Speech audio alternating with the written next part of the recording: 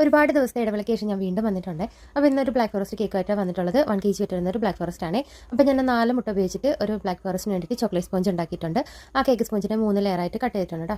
അപ്പോൾ നമ്മൾ ഉള്ളിലായിട്ട് കൊടുക്കുന്നത് കുറച്ച് മിൽക്ക് മെയ്ഡ് ആഡ് ചെയ്ത് കൊടുക്കുന്നുണ്ട്. അതുപോലെ തന്നെ ചോക്ലേറ്റ് ഗ്രേറ്റ് ചെയ്തിരുന്നുണ്ട്. കുറച്ച് ചെറിയും കൂടെ കട്ട് ചെയ്തിരുന്നുണ്ട് കേട്ടോ. പിന്നെ ഇതിനകത്ത് യൂസ് ചെയ്യുന്ന സിറപ്പ് എന്ന് പറയുന്നത് ഷുഗർ സിറപ്പിൻ്റെ കൂടെ കുറച്ച് സ്ട്രോബെറി ക്രഷ് കൂടെ ചേർത്ത് ആ ഒരു സിറപ്പാണ്. ഈ കേക്കിനെ 3 ലെയർ വെച്ചിട്ട് ക്രം കോട്ട് ചെയ്ത് കൂടെ ഫിനിഷ് ചെയ്തെടുക്കുന്നുണ്ട്. ഫിനിഷ് ചെയ്യുന്ന ക്രീമിലേക്ക് ഞാൻ പിങ്ക് കളറിൻ്റെ കൂടെ ഒരു ലിറ്റിൽ ഡ്രോപ്പ് യെല്ലോ കളറുടെ ആഡ് ചെയ്താണ് കേട്ടോ ഈ ഒരു കളറാക്കി എടുത്തിട്ടുള്ളത്. ഇത് പീച്ച് എന്ന് വേണമെങ്കിൽ പറയാമല്ലേ. അപ്പോൾ എന്തായാലും നല്ലൊരു കളറായിരുന്നു കേട്ടോ. അപ്പോൾ ഞാനിതൊന്ന് ഫിനിഷ് ചെയ്തെടുക്കുന്നുണ്ട്. പിന്നെ ഒരു സ്ക്രാപ്പർ വെച്ചിട്ട് ഇതുപോലെ 6 ആഗ് പോലെ ഒന്ന് സ്ക്രാപ്പ് ചെയ്ത് കൊടുക്കുന്നുണ്ട് കേട്ടോ. M1 നോസിൽ വെച്ചിട്ടാണ് ഇതിൻ്റെ മുകളിൽ കുറച്ച് റോസറ്റ് അടിച്ചു കൊടുക്കുന്നത്. അത് 3 കളറിലാണ്. ബേബി പിങ്ക് കളർ, അതുപോലെ തന്നെ ക്രീം കളർ, പിന്നെ ഓറഞ്ച് കളർ. പിന്നെ അത് വെച്ചിട്ട് തന്നെ കുറച്ച് സ്റ്റാർസും കൂടെ അവിടെ കൊടുക്കുന്നുണ്ട്. പിന്നെ യെല്ലോ കളറും ഗ്രീൻ കളറുടെ ആഡ് ചെയ്തിട്ട് ആ ഒരു ഗ്രീൻ വെച്ചിട്ടും കുറച്ച് സ്റ്റാർസ് ഈ നോസിൽ വെച്ച് തന്നെ കൊടുക്കുന്നുണ്ട് കേട്ടോ. കേക്ക് ഡിസൈനിങ് ഒക്കെ കഴിഞ്ഞ് കഴിഞ്ഞപ്പോൾ ഈ കേക്കിന് ഒരു അത്തപ്പൂക്കളത്തിൻ്റെ ചായ കാച്ചലുണ്ടോ എന്നൊരു സംശയം ഇല്ലാതില്ല കേട്ടോ. എന്തായാലും ഇതാണ് നമ്മുടെ കേക്കിൻ്റെ ഫയലൊക്കെ ഇഷ്ടമായിട്ടാണ് തീർച്ചയായിട്ടും സപ്പോർട്ട് ചെയ്യുക കേട്ടോ.